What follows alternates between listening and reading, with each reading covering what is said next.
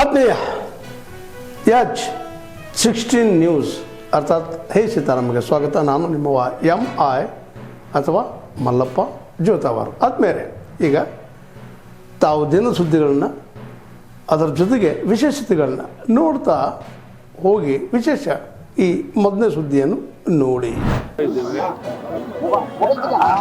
ಜನರ ವಾತಾವರಣ ನೋಡಿದಾಗ, ಜನ ಬೆಂಬಲವನ್ನು ನೋಡಿದಾಗ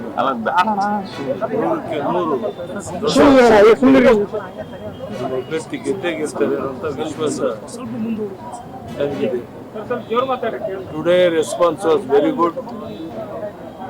More than our expectation, people were gathered in the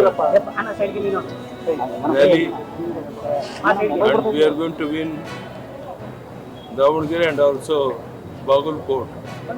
Both the places, atmosphere is very good, and 100% confidence.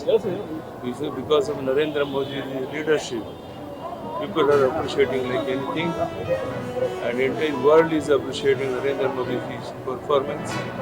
On that basis, we are going to win both Davangere and also Bagalkot.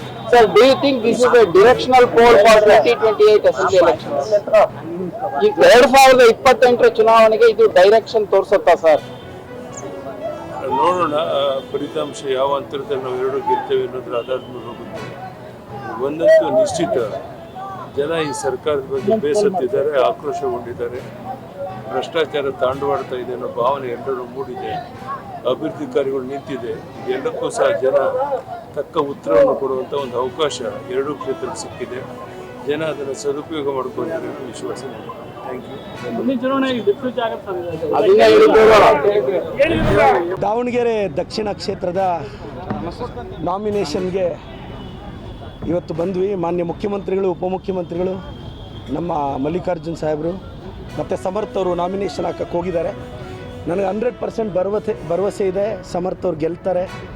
ಒಂದು ಹೊಸ generation, Shamanur Shivashankarappa ಸಾಹೇಬರ ವಂಶದ ಕುಡಿ, ಒಂದು ಹೊಸ generation ರಾಜಕೀಯಕ್ಕೆ ಬರ್ತಿದೆ. ಜನರು ಖಂಡಿತವಾಗೂ ಆಶೀರ್ವದಿಸ್ತಾರೆ ಅಂತ ನನಗೆ ನಂಬಿಕೆ ಇದೆ. ನಾನು ನಮ್ಮ ದಕ್ಷಿಣ ಕ್ಷೇತ್ರದ ಎಲ್ಲರನ್ನೂ ರಿಕ್ವೆಸ್ಟ್ ಮಾಡ್ತೀನಿ, ಸಮರ್ಥವಾಗಿದ್ದಾರೆ, ಅವ್ರನ್ನ ವಿಧಾನಸೌಧಕ್ಕೆ ಕಳಿಸ್ಬೇಕು ಅಂತ ರಿಕ್ವೆಸ್ಟ್ ಮಾಡ್ತೀನಿ. ಮತ್ತು ಎಲ್ಲ ಅಲ್ಪಸಂಖ್ಯಾತರಿಗೂ ನಾನೊಂದು ಮನವಿ ಮಾಡ್ತೀನಿ.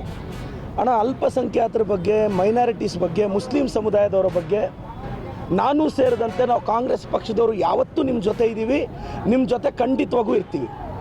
ನಾನು ನಿಮಗೆ ಹೇಳೋಕ್ಕೆ ಇಷ್ಟಪಡೋದು ಇಷ್ಟೇ, ಮೈನಾರಿಟೀಸ್ ಹಿತವನ್ನು ಕಾಂಗ್ರೆಸ್ ಅವರು ಮಾತ್ರ ರಕ್ಷಿಸೋದಕ್ಕೆ ಸಾಧ್ಯ. ನಿಮ್ಮ ಜೊತೆ ನಾವಿದ್ದೀವಿ. ಚಿಕ್ಕ ಪುಟ್ಟ ಅಸಮಾಧಾನಗಳಿರ್ಬೋದು, ದಯವಿಟ್ಟು ಕೈ ಮುಗಿದು ನಾನು ದಾವಣಗೆರೆ ಎಲ್ಲ ಮುಸ್ಲಿಂ ಬಾಂಧವರನ್ನ ರಿಕ್ವೆಸ್ಟ್ ಮಾಡ್ತೀನಿ, ಈ BJP ಅಯೋಗ್ಯರಿಗೆ, BJP ಮುಟ್ಟಾಳರಿಗೆ ಓಟ್ ಹಾಕಬೇಡಿ. ನಿಮ್ಮ ಕುಟುಂಬದ ಬಗ್ಗೆ ಪ್ರಶ್ನೆ ಮಾಡಿದವರು BJPಯವರು, ನಿಮ್ಮ ದೇಶಭಕ್ತಿಯನ್ನು ಪ್ರಶ್ನೆ ಮಾಡಿದವರು BJPಯವರು, ನಿಮ್ಮ ಕುಟುಂಬದ ಹೆಣ್ಮಕ್ಳ ಬಗ್ಗೆ ಕೇವಲವಾಗಿ ಮಾತಾಡಿದವರು BJPಯವರು. ಇವತ್ತು ನೀವು ಯಾವುದೋ ಅಸಮಾಧಾನಕ್ಕೆ BJPಗೆ ಓಟ್ ಹಾಕಿದ್ರೆ ನಿಜವಾಗ್ಲೂ ನಿಮ್ಮ ಅಸ್ತಿತ್ವಕ್ಕೆ ಸಮಸ್ಯೆ ಆಗುತ್ತೆ ಅಂತ ನಾನು ಹೇಳ್ತಾ, ಈ BJP ಅಸಮರ್ಥರಿಗೆ, ಅಯೋಗ್ಯರಿಗೆ ನೀವು ಪಾಠ ಕಲಿಸ್ತೀರಾ ಅಂತ ನಂಬಿಕೆ ನನಗಿದೆ ಸರ್.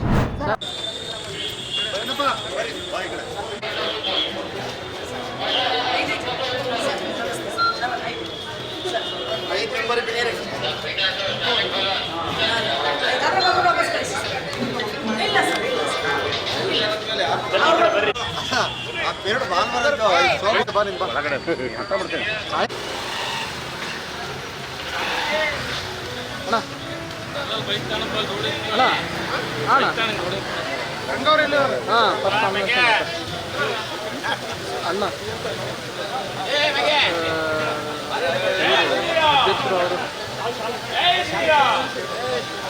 ಯಾರು ಬಂದಿಲ್ಲ, ನನಗೆ ಬರ್ತಾರೆ, ಮನೆಯಿಂದ ವರ್ಕ್ ಇದೆ.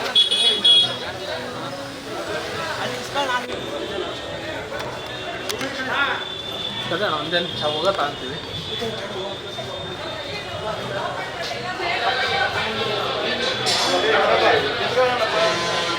ಅಲ್ಲಿ ಹೋಗಿದಾರಲ್ಲ, ಮುಂದೆ ಹೋಗಿದ್ದಾರೆ.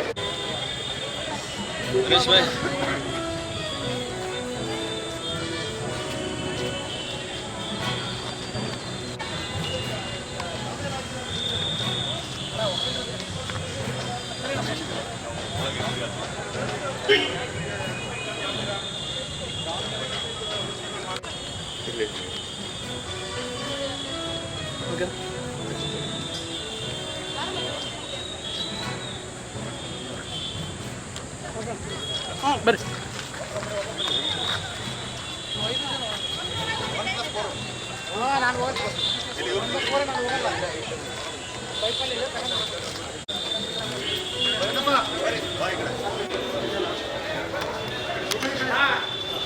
ಒಂದೇ ನಿಮಿಷ ಹೋಗತ್ತಾ ಅಂತೀವಿ.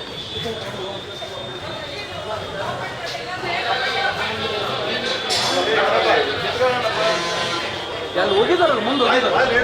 ಮುಸ್ಲಿಂ ಹಾಕಿದ್ದು ಪಠಾಣ ಅಂತೇಳಿ ಅವರು ಗೆದ್ದಿದ್ದಾರೆ. 12,000 ಅಂತರದಿಂದ ಗೆದ್ದಿದ್ದೀವಿ. ಅಂದ್ರೆ ಜನ ನಮ್ಮ ಮೇಲೆ ವಿಶ್ವಾಸ ಇಟ್ಟಿದ್ದಾರೆ, ನಮ್ಮ ಮೇಲೆ ನಂಬಿಕೆ ಇಟ್ಟಿದ್ದಾರೆ. ನಾವು ಕಾರ್ಯಕ್ರಮಗಳಲ್ಲಿ ಅದರಿಂದ ನಾವು ಈ ಚುನಾವಣೆಯೂ ಕೂಡ 100% ಗೆಲ್ತೀವಿ ಅಂತಕ್ಕಂಥ ವಿಶ್ವಾಸ ಇದೆ, ಭರವಸೆ ಇದೆ, ವಿಶ್ವಾಸ ಇದೆ, ಭರವಸೆ ಇದೆ. ನಾವು ಗೆಲ್ತೀವಿ. ಈ ಚುನಾವಣೆಯನ್ನು ಗೆಲ್ತೀವಿ, ಬಾಗಲಕೋಟೆ ಉಪಚುನಾವಣೆಯನ್ನು ಗೆಲ್ತೀವಿ.